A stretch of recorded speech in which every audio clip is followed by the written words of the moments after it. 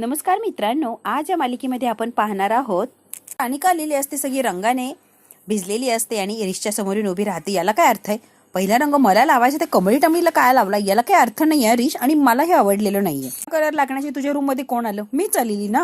म्हणतो बासा, एकदम बास. मगासपासून मागे मागे करते. गप की जरा.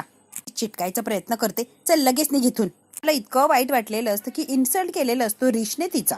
तुला माझी व्हॅल्यूच नाहीये, तुला माझ्याबद्दल काही वाटतच नाही रे. आता बिचारी अनिका नाराज झालेली असते आणि इकडे येऊन सगळं काही कामिनीला सांगते. तर लगेच कामिनीच्या खांद्यावर झोपी गेलेली असते. कामिनी म्हणते, ए बाई, ए ग्रॅनी आजी, एवढी काय करते? घाबरली की मी झोपती की काय? भूक लागली ना भूक? ए काहीतरी खायला, भूक लागलीये मला. ए बाई देते ग. म्हातारीने सकाळपासून नुसतं राबवून घेतलंय मला. काय म्हणते, गप्प बसा ग्रॅनी आजी, मला भूक लागली आणि तुझं काय ग हे? म्हणते जे काय असेल ते देते मी काही काम बिम करणार नाही. यांच्या घरात खूप नोकर माणसं आहेत, ते करतील. मी कशाला हात लावणार नाही. कळलंय का अनिका? ए बाई ठीक आहे, जे असेल ते दे खायला. अनिकाला म्हणते, चल काय बघूया आपण. मी आता बरोबर गौरीच्या जवळ जाऊन उभी राहिलेली असते आणि गौरी इतकी घाबरते या कामिनीला बघून. म्हणते, असं काय वागताय ह्या ग्रॅनीला बघून? गो अनिका बेबी, पुरणपोळी कटाची आमटी एक नंबर बेते बघ. ताराचा ना हेवा वाटतो, हेवा. कशी नोकर माणसं ठेवलेली बघ की. त्यात ना शब्द नाही या, सगळ्यांनी तोंडाला पट्ट्या लावल्यात. त्याकडे नाही या शांतता. सुगंध येतोय बघ की. नंबर बनलेलं दिसतंय या जेवण. काय ग ग्रॅनी आजी, ती कमळी टमळी सतत माझ्या रिशच्या मागे मागे मागे फिरत असते. रिश सोडून तिला काही उद्योग नाही का दुसरा? राग आला ना मला त्या कमळीचा. असं काय तिला लेसन शिकवायचं आहे ना, लेसन की बघ ग्रॅनी आजी. मी म्हणते, अनिका माझ्या चेहऱ्याला काळं फासलं ना, याची शिक्षा तिला नक्कीच मिळणार. तू बघतच राहता. बघ कशी जिरवते त्या कमळीची. काल जो प्रसंग झाला ना अनिका, ऐन वेळेला ते पत्र हरवलं, कोणी अदलाबदल केली मला माहित नाही, पण 100% सांगू शकते अदलाबदली झालेलीच आहे. कसं आहे ना अनिका, ती चिठ्ठी वगैरे बदलली ना, मला जरा शंकाच येते. 100% त्या कमळी टमळीचं काम असू शकणार आहे, कारण गौरी इथं असणं शक्यच नाहीये. गौरी इथं कसं असणार ग? तेवढ्यात काय गौरीच्या हातातला चमचा पडतो, कारण गौरी घाबरलेली असते. ए साधना, आमचं बोलणं काय लपून छपून ऐकते की काय? चल चल बाहेर निघ. बाहेर सगळी माणसं वाट बघताय. लगेच निघायचं आणि बाहेर जायचं. कामिनी अगदी जबरदस्तीने दम देऊन या गौरीला बाहेर काढलेलं असतं. माणसांना काय लागतंय बघ, इथे अजिबात थांबायचं नाही आणि आमचं बोलणं तर चोरून अजिबात ऐकायचं नाही. चल चल निघ. बिचारी आता घाबरत तिथून निघून गेलेली असते. माहिती का तुला अनिका, मी 1 मिनिट सुद्धा थांबणार नाहीये आणि या कमळीला मी धडा शिकवणार म्हणजे शिकवणार. तू बघ आता मी कसा धडा शिकवते. काही झालं ना तर त्याची अक्कल जागेवर आणणार म्हणजे आणणारच. माझ्या तोंडाला काळं फासलंय ना, आता बघ तिची लायकी कशी तिला दाखवून देते. ज्ञानेश्वरी विषयी कामिनी अनिकाला सांगत असते. नाही, तुला कशी माहिती असणार? माझंही डोकं फिरलंय बघ की तुझ्याशी बोलते ज्ञानेश्वरी विषयी. काय ना तिच्या तोंडून कसं वदवून घेते ना, तू बघतच राहा. कमळीची अशी काय फजिती करते आणि जे काय आतापर्यंत झालंय ना, खरंच सगळं वदवून घेते. बघशी काय गरा गरा गरा गरा फिरेल ना, की सगळे तिला देव आठवायला लागतील आणि पटापट ती बोलायला लागणार. अनिका तू बघच आता कमळीची काय अवस्था करते. मस्तपैकी सगळे बसलेले असतात, छान असा त्यांचा जेवणाचा बेत सुरू असतो. आनंदात सगळे काही आता जेवायला एक साथ असे बसलेले असतात. कमळीच्या जवळ राजन बसलेले असतात. काय खरंच मज्जा आहे ना, मोकळ्या वातावरणात जेवणाची मज्जाच काहीतरी वेगळी आहे. काय छान वाटतंय बघा की. म्हणतात आई, आपल्या अंगणात आठवड्यातून एकदा असं बाहेर जेवायला बसायला हवा. खरंच काहीतरी वेगळीच मजा आहे. बघ की काय सुंदर फील येतंय. आपण एक दिवस आठवड्यातून प्रोग्राम करायचा आई. अन्नपूर्णा आजी म्हणतात, हो राजन, नक्कीच करूया आपण. राजन, कमळी, नयनतारा, अन्नपूर्णा आजी सगळ्यांच्या चेहऱ्यावर कमालीचा आनंद असतो. खूप आनंद झालेला असतो. त्यांना सगळे एकत्र जेवत असतात, त्यामुळे खूप छान असं वातावरण त्यांच्याकडे असतं. आणि त्यात बाहेर अंगणात बसून जेवत असतात. राजन तर कमालीचे खुश झालेले असतात. आई आपणही असंच करायचंय. अन्नपूर्णा आजी म्हणते, हो राजन, नक्कीच आपण करूया. कमळी, साहिबा, बंड्या, निंगी सगळे पुरणपोळीचा आनंद लुटत असतात. एक नंबर असं जेवण झालेलं असतं आणि असं काय पुरणपोळीवर ताव मारतात. फक्त बघत थांबलेली असते सगळ्यांच्याकडे आणि एकटीच बसलेली असते. मी मनातल्या मनात म्हणते, सगळ्यांना भिकेचे डोळे लागलेत. काय तर म्हणे अंगणात जेवायचं, काय भिकाऱ्यासारखं लावलंय यांनी बाहेर जेवायचं. छान घरात बसून निवांत असं जेवायचं आपापल्या घरात, तर हे काय घरदार नसल्यासारखं बाहेर बसायचे. हा राजन सुद्धा ना भिक्याचे डोळे लागण्यात एक नंबर आहे. हे जेवण वगैरे आनंद काय असतं ना, अजिबात कामिनीला सहन होत नाही. घरात छान निवांत जेवायचं, तर बघ की भिकाचे डोळे कसे भिकाऱ्यासारखे बाहेर बसून जेवताय. आणि सगळ्यांकडे रागाने बघत असते कामिनी. तिला फार राग येत असतो की सगळे काय आनंद साजरा करताय. कमळी जसा पहिला घास घेते पुरणपोळीचा, कमळी लगेच हसायचीच बंद झालेली असते आणि विचारात मग्न होते. तिने एका मिनिटात चव ओळखलेली असते. ही पुरणपोळी सेम माझी आईच बनवते. राजन सुद्धा पुरणपोळीचा एक घास खातात. राजनच्याही चेहऱ्यावरचा आनंद गेलेला असतो. हा जो पुरणपोळीचा स्वाद आहे किंवा चव आहे ही फक्त आणि फक्त गौरीच बनवू शकते. गौरीशिवाय इतकी सुंदर पुरणपोळी कुणीच बनवू शकत नाही. राजन परत प्रश्न विचारतात नयनताराला, जसं मागच्या वेळेला विचारलं होतं जेवण कोणी बनवलं, आत्ता सुद्धा राजन म्हणतात नयनतारा पुरणपोळी कुणी बनवली आहे. नयनतारा फार खुश असते आणि आनंदही असते. नयनतारा म्हणते अरे राजन, पुरणपोळ्या आमच्याकडे त्या साधना मावशी नाही का त्यांनी बनवल्यात आणि दरवेळेला त्याच बनवतात. तर सगळा स्वयंपाक उत्तम बनवतात, त्यात पुरणपोळी म्हटलं की एक नंबरच. सगळा स्वयंपाक अगदी साधा सिंपल पण इतका सुंदर असतो. पुरणपोळी म्हटलं की कमाल कमाल असते बघ, एक नंबर. म्हणतो मला बोलायचंय त्यांच्याशी, मी बोलू शकतो का? नयनतारा म्हणते येस ऑफकोर्स. प्राजू जा आणि साधना ताईंना बाहेर बोलवून आण. साधना म्हणते हो हो. प्राजू म्हणते हो लगेच बोलवते मी साधना मावशी. त्यांनाच फार छान असा आनंद झालेला असतो. इतकं सुंदर जेवण तेही यांच्या नोकराने बनवले. फार कौतुक करत असतो राजन. मात्र रागाने बघत असते काय कौतुक चाललंय, काय तर मोलकरणीचं कौतुक. इकडे आता बिचारी साधना खूप टेन्शनमध्ये असते आणि कसल्या विचारात अडकलेली असते. कारण कमळीला ही कामिनी आणि अनिका काहीतरी करणार हे तिला माहीत झालेलं असतं. तर काहीही करून कमळीला या दोघींच्या याच्यातून वाचवायचं एवढंच काय आता साधनाच्या डोक्यात म्हणजे आपल्या गौरीच्या डोक्यात चाललेलं असतं. कामिनी कोणत्याही थराला जाणार आणि माझ्या कमळीला इजा पोहोचवणार. त्याच्या आत कमळी कशी वाचणार याचा विचार करत असते गौरी. देवी आई माझ्या कमळीला सगळ्या संकटातून वाचव ग, कोणतंच संकट येऊ देऊ नको. माझ्या लेकरांनी खूप काही सहन केले बघ. देवी आईला हात जोडत असते, प्रार्थना करतच असते. तेवढ्यात काही तिथे आता प्राजू आलेली असते आणि प्राजू म्हणते की साधना मावशी तुम्हाला बाहेर बोलवलंय. साधना म्हणते बाहेर का आणि मला कशासाठी बोलवलंय बाहेर? प्राजू म्हणते मावशी इतका सुंदर स्वयंपाक बनवलाय की सगळ्यांना तुमच्याशी बोलायचंय, तुमचं कौतुक करायचंय, तुम्हाला भेटायचंय, त्यासाठी बोलवलंय. तुम्ही सगळं काही बाहेर ठेवलंय माहिती की आम्हाला. साधना म्हणते असं होय, आणि हो आई सुद्धा बोलवतीये, आईला सुद्धा काहीतरी बोलायचंय.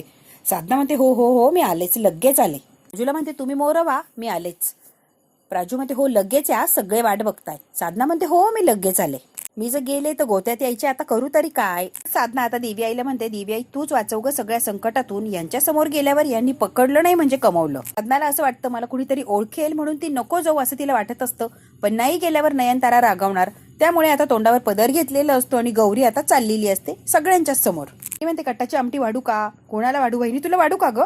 आता मुद्दाम पुढे पुढे करत असते. कट्टाची आमटी वाढायच्या निमित्तानं कमळीच्या अंगावर मुद्दाम कट्टाची आमटी सांडलेली असते आणि तिचे पूर्ण कपडे खराब झालेले असतात. कामिनी म्हणते चुकून झाला, मी आमटी वाढायला लागली आणि बघ की सगळं सांडून गेलं. सॉरी सॉरी करत असते मुद्दाम. सगळेच बघायला लागलेले असतात की कमळीला नेमकी काय झालं आणि ते कामिनीने काय केलंय. सॉरी सॉरी करत असते आणि मुद्दाम करून तर ती मोकळी झालेली असते. अनिका बघते आणि कमळीकडे बघून आता हसत असते की चांगली जिरवली आजीने. पुन्हा आजी म्हणतात कामिनी काय चाललंय ग, कळतंय का तू काय वागतीयस? काय तिच्या अंगावर सगळं सांडून ठेवलंय, ड्रेस खराब केलाय तिचा. तू पण अनिका सारखी वागणार आहेस का कामिनी? जशी अनिका वागते लहान मुलांसारखं तसंच वागणार आहे का? वहिनी अगं तुला काय म्हणायचंय कळत नाही मला, कशाबद्दल बोलतेय तू? अनिकाचा आणि माझ्या वागण्याचा काय संबंध आला? मी चुकून झालं, मी म्हणतेय ना चुकून झालं, मुद्दाम नाही केलं, चुकून झालंय वहिनी. ते हो ना ओळखीची वाटतीये चव, अगदी जवळची कुणीतरी केली असं वाटतंय. पूर्ण आजी कमळीला म्हणतात जा त्या बाहेर येतील तोपर्यंत तुझ्या ड्रेसवर जे सांडले ते स्वच्छ करून ये, मग त्यांच्याशी बोल. कमळी म्हणते हो हो लगेच आले मी. कमळी गेलेली असते ते ड्रेस धुवायला, निघून तिकडे गेलेली असते आणि आता येत असते साधना बाहेर या सगळ्यांशी बोलायला. कमळीची आणि साधनाची अगदी थोडक्यात अशी चुकामुक होते आणि कमळी जेव्हा बाहेर जाते ते ड्रेस स्वच्छ करायला, तिच्या मागे बरोबर अनिका आणि कामिनी आलेले असतात, कारण त्यांनी प्लॅनिंगच तसं केलेलं असतं. कमळीला एकट्यात गाठायची आणि बरोबर तिची फजिती करायची. बाथरूम मध्ये ड्रेस स्वच्छ करायला गेलेली असते कमळी. कामिनी लगेच अनिकाला घेऊन त्या बाथरूमच्या बाहेरून उभी राहते. जशी काय बाथरूमच्या बाहेर येते लगेच कामिनी आणि अनिका आलेले असतात तिच्या मागून आणि तिला अशी पकडतात घट्ट. का कमळीला पक्की अशी पकडते आणि कामिनी तिच्या तोंडाला त्या भांगेचा ग्लास लावते. इतकी तिला भांग पाजलेली असते जबरदस्तीने, नको नको म्हणत असते तरी सुद्धा तिला भांग पाजलेली असते कामिनीने आणि अनिकाने. का तर तिच्याकडून सगळं काही सत्य वदवून घ्यायचं आणि सगळ्यांच्या समोर कमळीची फजिती करायची यासाठी. तिने आत्ता सुद्धा क्रूरपणाची हद्द गाठलेली असते. कमळीला अशी वाकडी तिकडी पकडलेली असते आणि सगळी काही भांग तिला नाक दाबून पाजून टाकते. मिनिटात तिला भांग चढलेली असते आणि लगेच गरागर अशी फिरायला लागलेली असते कमळी.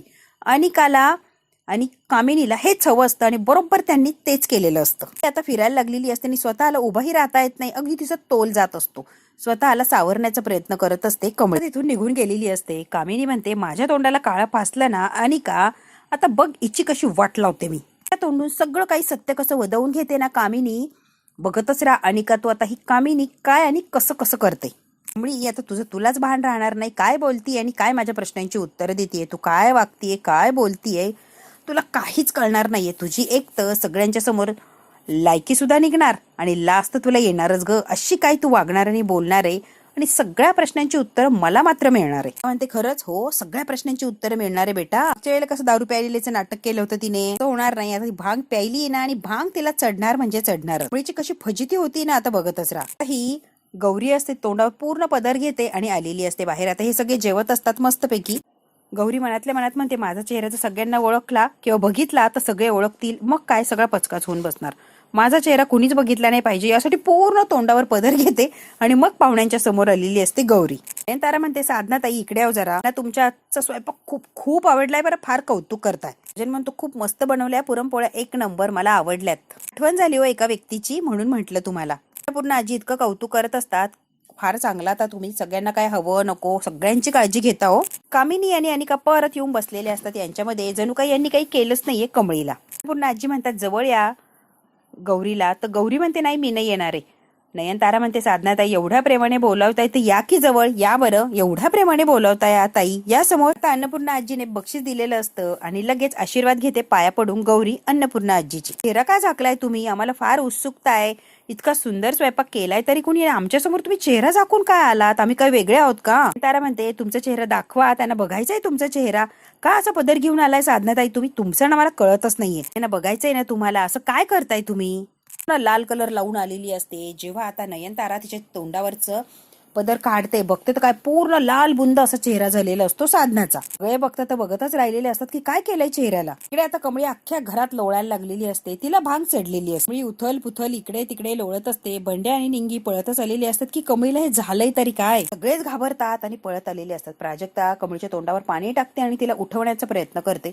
राजन तर इतका घाबरून गेलेला असतो, अन्नपूर्णा आजी सुद्धा. आता कमळीला पकडतो, कमळी तुला काय होतंय, प्लीज डोळे उघड कमळी प्लीज. गौरी मात्र घाबरलेली असते की माझ्या कमळीला झालंय तरी काय, या कामिनीने काही केलं तर नाही तिला. आता गौरी इतकी घाबरलेली असते आणि गौरीला आता रडायला येत असतं. कामिनी आता कमळीच्या नाकापुढे असं बोट नेते, श्वास चालू काय बघत असते. ऋषी म्हणतो आजी काय करताय. तेवढ्यात कमळी जोरात भो असं ओरडते की कामिनी इतकी घाबरलेली असते, पटकन अशी माघारी फिरते. सगळेच घाबरलेले असतात. कमळीने धाड असं सगळ्यांना लुटून दिलेलं असतं. जोर जोरात हसायला लागलेली असते कमळी. नाचत असते, डुमडुमाक डुम डुम डुमाक डुम नाचत असते आणि मस्तपैकी धिंगाणा घालत असते कमळी. कमळी काय वागतीये काय बोलतीये कुणालाच त्याचा अंदाज येत नसतो. कामिनी म्हणते वहिनी अगं अशी काय करतीये, थंडाई पेली काय ही. अन्नपूर्णा आजी म्हणत असते. कामिनी म्हणते वहिनी काय लावलंय, थंडाई थंडाई, थंडाईचं काय घेऊन बसलीये. थंडाई फिंडाई नाही, काहीतरी नशा केलेली दिसतीये, बघ की कशी बिथरलीये ती.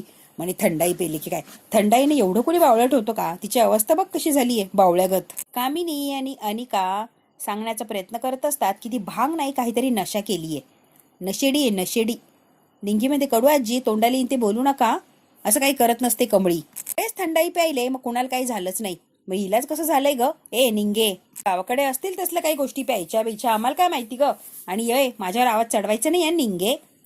आता लगेच कमळी नाचायला लागलेली असते. कडू आजीच्या बैलाला ढोल आणि जोर जोरात ओरडत असते. कडू आजीने हसत असते. डम डम डमाक डम डम डमाक एकच गाणं लावून धरलेलं असतं आणि नाचत असते आणि जोरात अशी किंचाळत असते.